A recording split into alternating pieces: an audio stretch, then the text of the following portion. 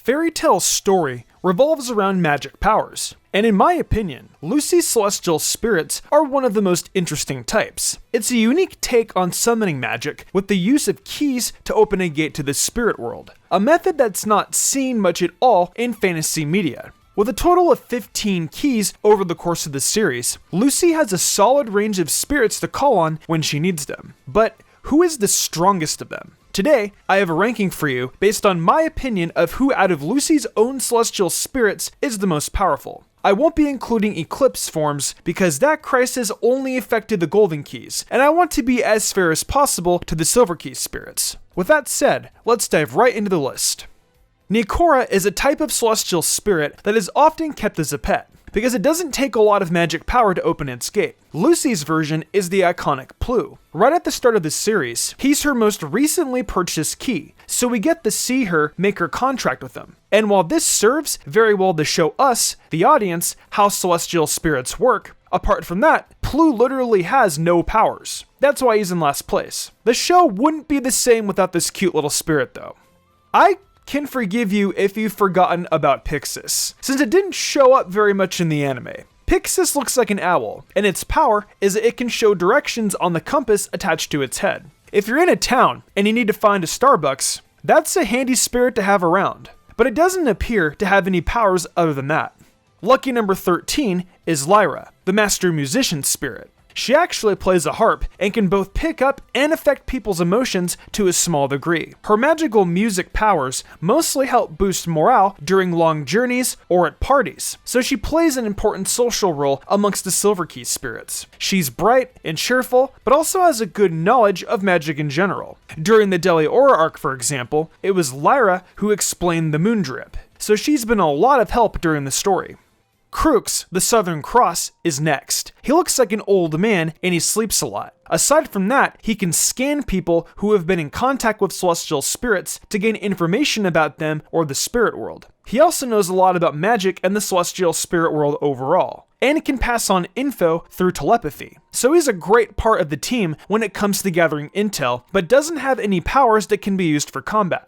The first of the Golden Zodiac keys, Aries, comes in at 11. She's a very sweet character, always apologizing and doing her best to help out. Her wool blocks and immobilizes enemies, which leaves other team members open to make an escape or attack. Or it can form a cushion to stop a nasty fall. With another spirit's attacks used at the same time, she becomes a solid support. She can fight hand to hand, but without the added power of an offensive magic ability, I think Aries is the weakest of the Zodiac spirits.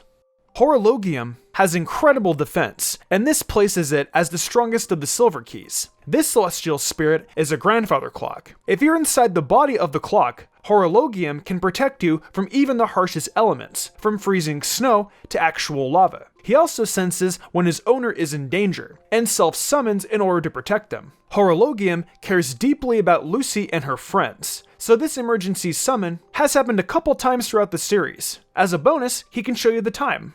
When I think of Scorpio, I tend to associate him with being Aquarius' boyfriend. But that doesn't mean he doesn't have some degree of his own power. His magic is sand magic, which fits his scorpion image and has a good combat focus. In terms of attacks, his Sandbuster is the main one we see in the show, which is a sand tornado. It can hit multiple enemies at once, both hurting them and throwing them out of the way. However, a couple of times we see Scorpio summoned to a fight, only for his attacks to have no effect. At number 8, we have Capricorn. This well-dressed goat man used to belong to Lucy's mother, and has many sweet moments with Lucy, such as teaching her to dance. In battle, he's really just an incredibly proficient hand-to-hand fighter. He also holds a lot of knowledge of magic in general, as well as Lucy's family history. Lucy once trusted Capricorn with helping her increase her magic, so he comes across as one of the most intelligent and kind celestial spirits. Plus, he writes his own poetry.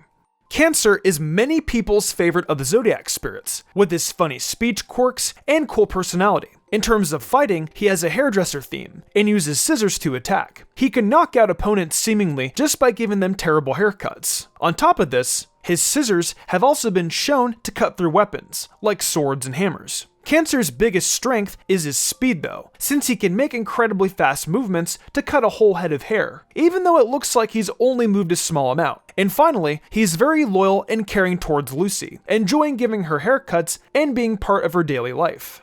Number 6 is Gemini. Although this pair of spirits are not combat focused, they have high versatility due to their power. Gemini can copy a person's body and transform into them, gaining both their magic powers and their thoughts. This means they can fight with a wide range of magic types, but also that they can gather intel based on the person's memories. They've used this power to trick enemies to incapacitate them, such as when they transformed into Grey to kick Natsu into getting on a boat. However, they show up mostly as a running gag, where they turn into an almost naked Lucy to embarrass her. Sagittarius is a master archer who is incredibly skilled in his weapon. He can shoot arrows with awesome speed and accuracy, one time even stopping a sniper bullet dead on. Shooting multiple arrows at once is easy for him too. And when Natsu needed some fire to eat for a power boost, clever Sagittarius figured out that he just had to shoot some electrical machinery to cause a fire for him. The Maiden Virgo is one of Lucy's celestial spirits that we see most often. She's another versatile character. With both earth magic and transformation magic, she helps out in a range of ways. From digging tunnels to help infiltrate enemy locations, to trapping opponents underground. Sometimes she even changes her clothes in order to be as distracting as possible. In terms of combat, she's very fast and surprisingly strong, so don't underestimate this young lady.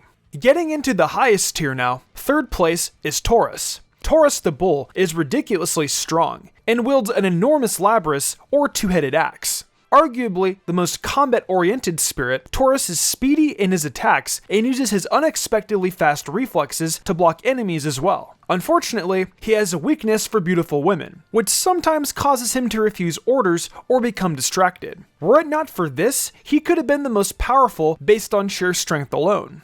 I know there are going to be some people who would prefer me to put Aquarius at number 1, but for me, she's second place. That's not to say she's not extremely strong. Her water attacks can sweep away an army, considering how powerful and fast large amounts of water can be. She can also be adaptable with how she uses her attacks, giving Lucy a huge edge over enemies when she's summoned. As the first key Lucy ever received, she can be protective of her owner. However, she's stubborn and sometimes refuses to fight or take orders. Her other drawback is that she can only be summoned in water, so that's why she misses out on the top position. The strongest of Lucy's celestial spirits is none other than Leo the Lion, also known as Loki. This spirit acts as the leader of the zodiac keys. I almost don't want to compare Leo to the rest of the spirits because he's in a different league in terms of magic power. Not only is he able to pose as a human, but he stays in Earthland under his own power for long stretches of time. His determination is immense, considering how long he managed to resist Karen in order to protect his friend Ares. During the S-Class trial, he teamed up with Grey and stayed in the world for another large amount of time by his own power. He also has strong attacks based on light that can blind an enemy as well as strengthen his punches. The thing that secures the number 1 place for Leo though is the fact that I can't imagine any of the other spirits posing as a human and managing to hold their own in a guild. But Loki is an important part of fairy tale as both a human and a spirit.